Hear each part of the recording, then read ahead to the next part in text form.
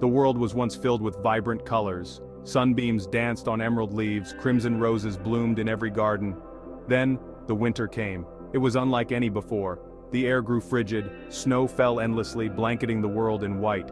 This was no ordinary winter. A powerful sorcerer, heartbroken and full of despair, had cursed the land. He called it the Great Frost. The warmth of laughter, the joy of friendship, the power of love, all were frozen in his icy grip.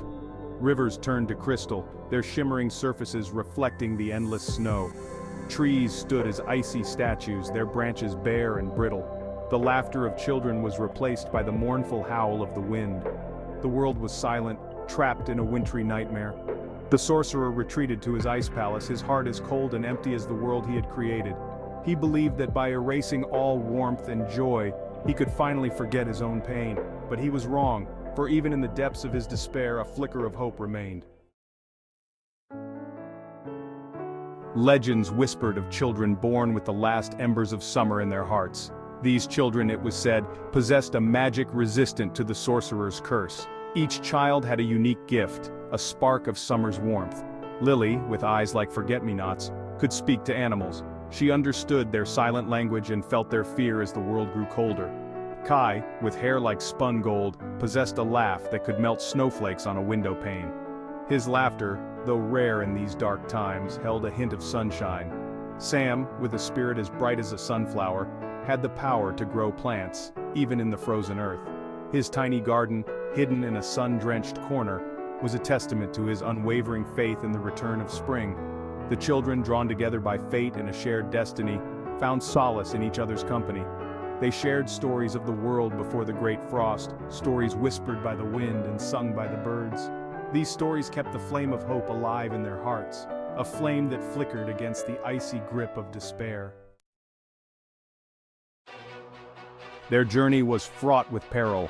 They braved blizzards that whipped their faces numb and crossed frozen rivers that groaned beneath their feet. The sorcerer's icy breath manifested as monstrous wolves with eyes like chips of ice and claws sharper than icicles. They faced each challenge with a bravery born of love and a determination fueled by hope. Lily soothed the frightened animals, her voice a calming melody in the howling wind. Kai's laughter, though sometimes shaky, shattered the oppressive silence, reminding them of the joy the world had lost. Sam, with dirt-stained hands and a determined spirit, coaxed life from the frozen ground. He nurtured his tiny garden, a symbol of hope in the icy wasteland. He believed that if he could make something grow here, in this frozen land, then surely they could break the sorcerer's curse.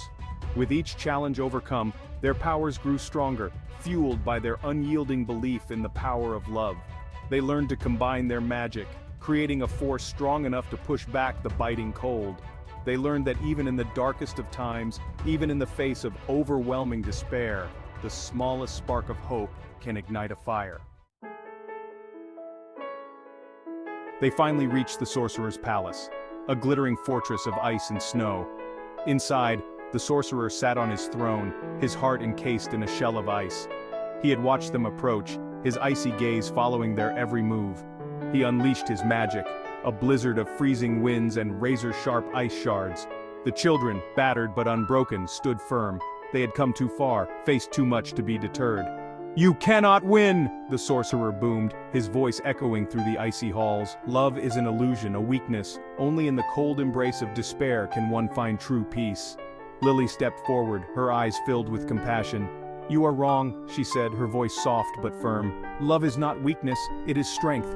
It is the strongest magic of all." She held out her hand, and a single snowflake landed on her palm. It shimmered for a moment, then melted, transforming into a tiny, perfect rose. The sorcerer recoiled, a flicker of something akin to fear in his eyes. He had forgotten the feel of warmth, the scent of a flower. Kai stepped forward, his laughter echoing through the hall. The ice on the walls seemed to tremble, and the sorcerer flinched. The sound of genuine joy, a sound absent for so long, chipped away at the ice around his heart. Sam, with a trembling hand, offered the sorcerer a single sunflower, its petals a vibrant yellow against the stark white of the palace. The sorcerer stared at the flower, a symbol of life and warmth in his frozen domain. A single tear, the first he had shed in centuries, rolled down his cheek, melting a path through the ice. The sorcerer's magic, fueled by despair and loneliness, shattered like thin ice. The great frost began to recede. The frozen river thawed, their waters flowing freely once more. The trees, released from their icy prisons, bloomed with color. The sun, hidden for so long, peeked through the clouds, casting a golden glow on the newly awakened world. Birdsong filled the air, replacing the mournful howl of the wind.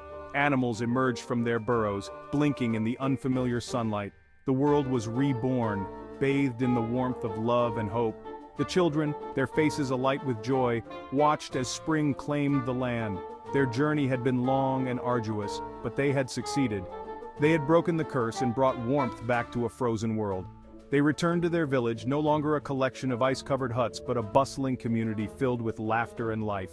They were greeted as heroes, their names whispered on the wind, their story told and retold around crackling fires.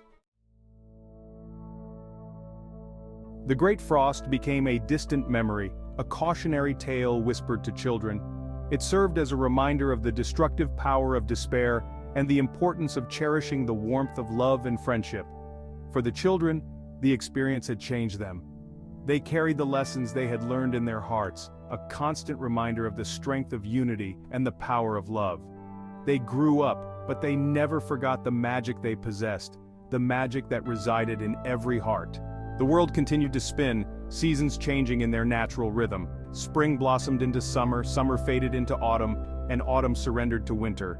But the winters were no longer harsh or unforgiving. They were a time for rest and reflection, a time for families to gather around warm hearths and share stories. The sorcerer's curse had been broken, but the magic it had awakened remained. It flowed through the land, a reminder that even in the darkest of times, love can conquer all.